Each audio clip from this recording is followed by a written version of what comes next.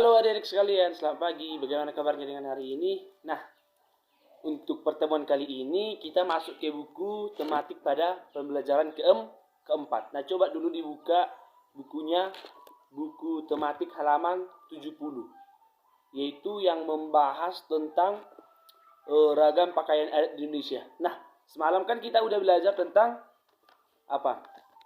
Semalam kita itu sudah belajar tentang rumah adat. Nah, sekarang juga kita akan membahas tentang pakaian adat. Coba dibuka halaman 71. Ragam pakaian adat di Indonesia. Seperti yang kita ketahui adik, semalam juga sudah Bapak jelaskan bahwasannya Indonesia itu adalah kaya akan adat, suku, ras, dan agama lainnya. Sekarang kita akan membahas pakaian adat di Indonesia. Nah, di sana kan ada di situ dari 20 provinsi terdapat nama-nama pakaian adatnya. Coba dulu adik-adik baca, pahami. Nah, setelah itu coba dibuka buku halaman 72.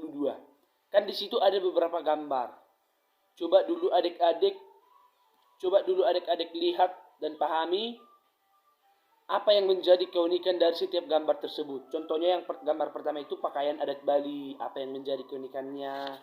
Nah, itu yang akan menjadi tugas kita untuk hari ini adik-adik. Selanjutnya, setelah itu dari buku tematik adik-adik ya. Selanjutnya kita lanjut ke buku Bupena. Coba dibuka halaman 98 pada pembelajaran 4 adik-adik.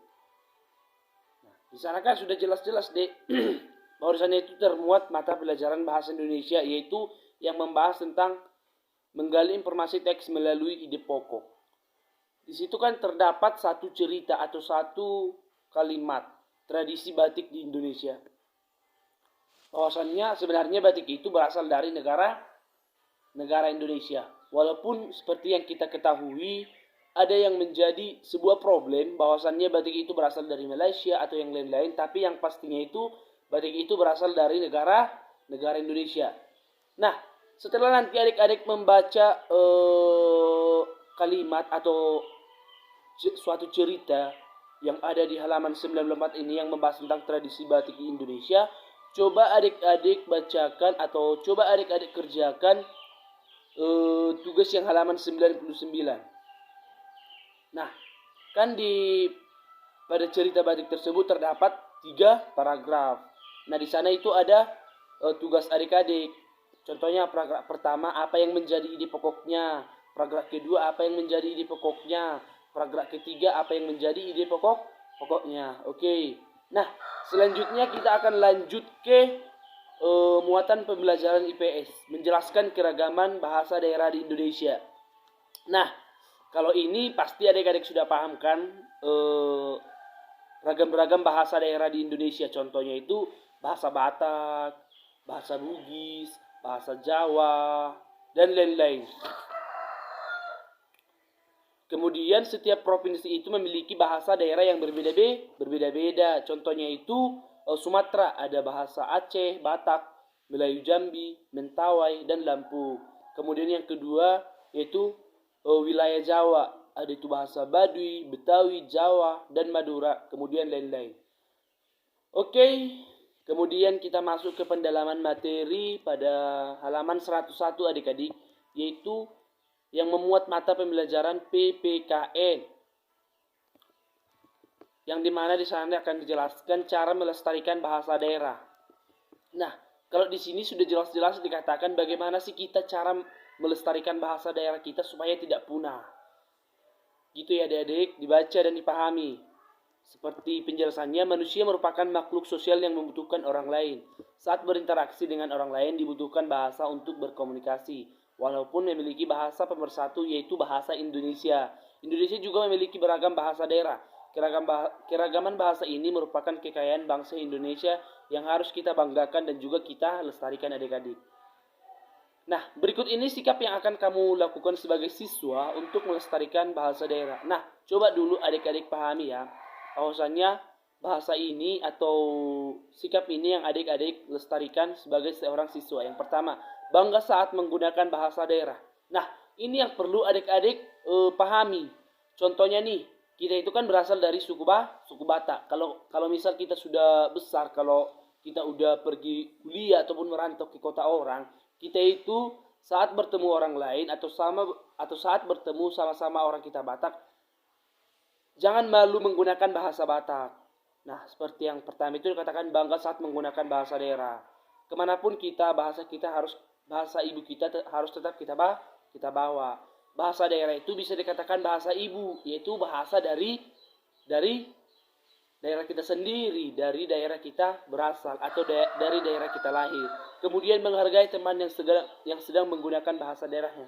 Nah, ini juga ada kaitannya sama poin yang pertama tadi, adik-adik.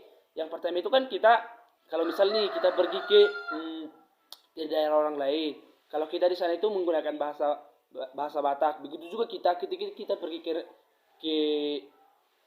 ke daerah orang lain, ketika kita mendengarkan teman kita lagi menggunakan bahasanya atau bahasa daerahnya, contohnya nih bahasa Bugis, kita harus menghargainya adik-adik, karena kita itu merupakan negara kesatuan yang artinya saling menghargai. Nah, kemudian untuk poin yang ketiga, mau mempelajari bahasa daerah lain. Nah, ini juga sangat berkaitan adik-adik untuk poin 1, 2. Selanjutnya itu mempelajari bahasa daerah lain.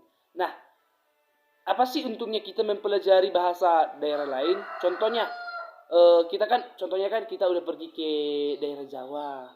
Di sana itu kan otomatis orang-orang itu pasti menggunakan bahasa daerahnya sendiri, yaitu bahasa Jawa. Walaupun kita memiliki bahasa pemersatu yaitu bahasa Indonesia, tapi kita juga penting untuk mempelajari bahasa daerah orang lain, biar kita juga memahami apa yang diucapkan dan dikatakan teman-teman kita. Nah, selanjutnya kita akan masuk ke poin keempat, yaitu tidak menghina bahasa daerah lain. Itu adik-adik. Jadi kita itu tidak bisa saling menghina. Kita itu harus menghargai, walaupun logatnya, bahasanya sedikit asing kita dengar, itu kita harus saling menghargai adik-adik. Oke, mungkin itu saja sih untuk pembelajaran kita hari ini adik-adik.